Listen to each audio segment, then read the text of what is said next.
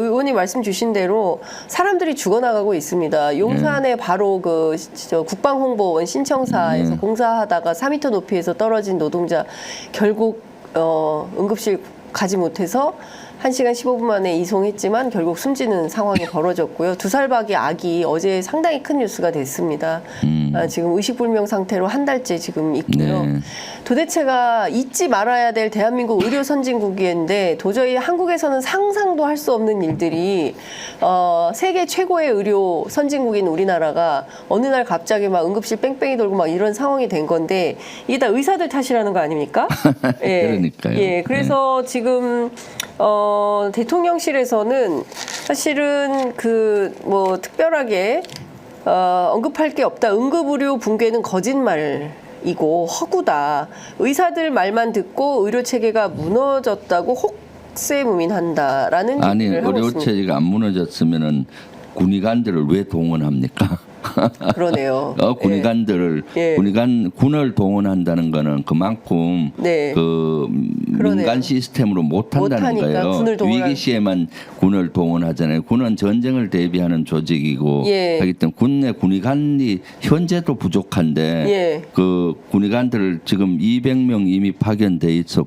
가 있고 예. 또 추가로 한다는 거 아니에요. 그럼 한 200~300명 빠질 텐데 네. 그러면 전방에서 군인들은 위험한 훈련을 많이 하잖아요. 네. 수류탄 투척 훈련, 장기 행군 뭐 이런 것들을 하면은 응급 환자들이 많이 발생을 해요. 네, 그럼 네. 골든 타임을 놓칠 수 있잖아요. 네. 그 의료 체계가 문제 없다는데 왜 군을 동원할 정도면은 네. 대단히 위험한 심각한 거다. 상황인 겁니다. 예. 네, 예. 근데 또 어제도 또 의정부 성모병원을 가셨는데 거의 뭐 문제 없고 사실상 여기서 어떤 얘기를 했냐면 그 현장의 어려움 같은 것은 내가 납득을 하겠다. 응급실 의료진 보상을 불충분하기 때문에 이걸 보상을 하겠다는 것이고 필수 의료 수가 인상하고 재정을 10조 원 투자하겠다 이런 말씀하셨습니다. 어떻게 네. 보세요? 그러니까 대책이 지금 되겠습니까? 혈세가 네.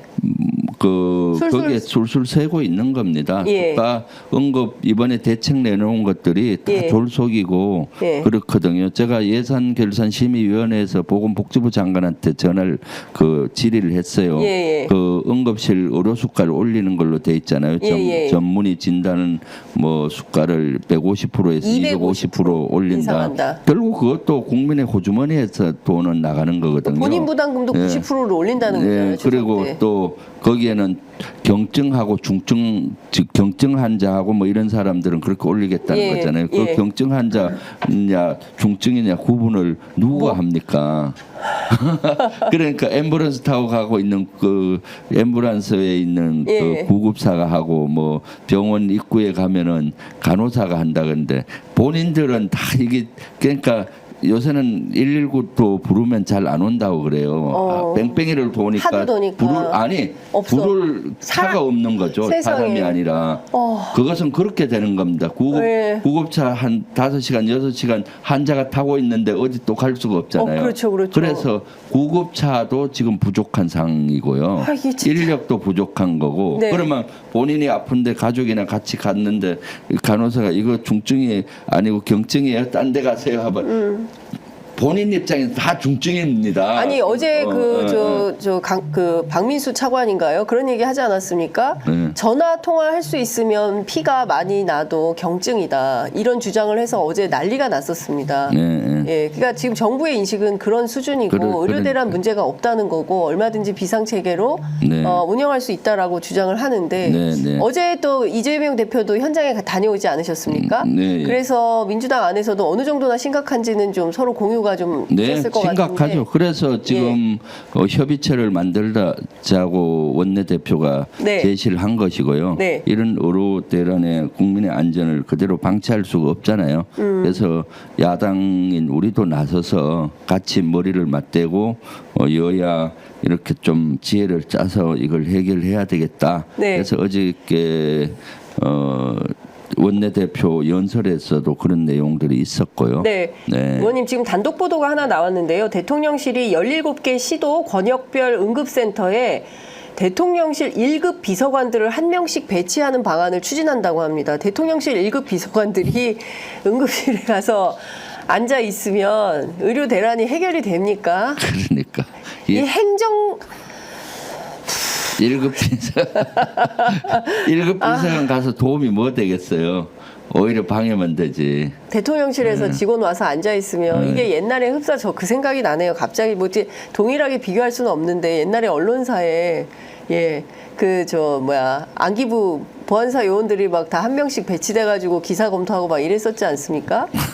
그렇게 지금 뭐 무슨 불법 행위나 이런 거 있으면은 신고하고 엄단하는 차원인 건지 가서 뭘 서비스를 하려고 하는 것인지 네. 국정 운영을 이렇게 해도 되는 것인지 잘 모르겠습니다. 의원님 시간이 많지 이제 44분이셔가지고 이제는 가셔야 되는데 그렇습니다. 네, 그래도 제가 요거 한 가지만 끝으로 여쭤보겠습니다. 지금 최상병 특검법 지금 4번째 발의가 됐고 사실상 제3자 특검법을 민주당이 내긴 했습니다만 국민의힘에서는 이것도 받겠다는 뜻이 없어 보이고 한동훈 대표는 사실상 사면 초과인 상황인데요. 이 특검의 벽을 어떻게 넘어야 됩니까? 대통령도 거부권 행사하시겠죠?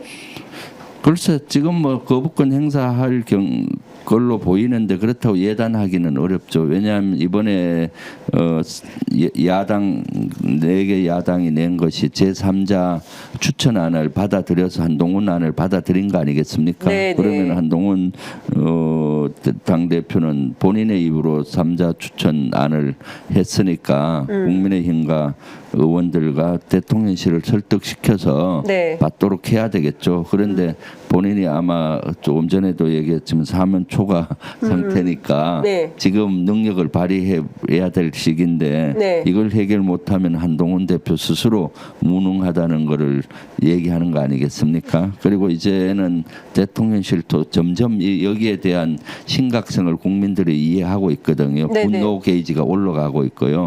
빨리 명명백백히 특검을 통해서 밝히라는 국민적 요구가 올라가고 있기 때문에 이러한 국민의 소리를 좀 들어라. 네. 알겠습니다. 아유 이제 국회 본회의장 얼른 가셔야 되기 때문에 그러니까요. 제가 여기서 오늘은 보내드리도록 하겠습니다. 여러분 주블리 TV도 많이 사랑해 주시기 바랍니다. 의원님 말씀 잘 들었습니다. 고맙습니다. 감사합니다. 네.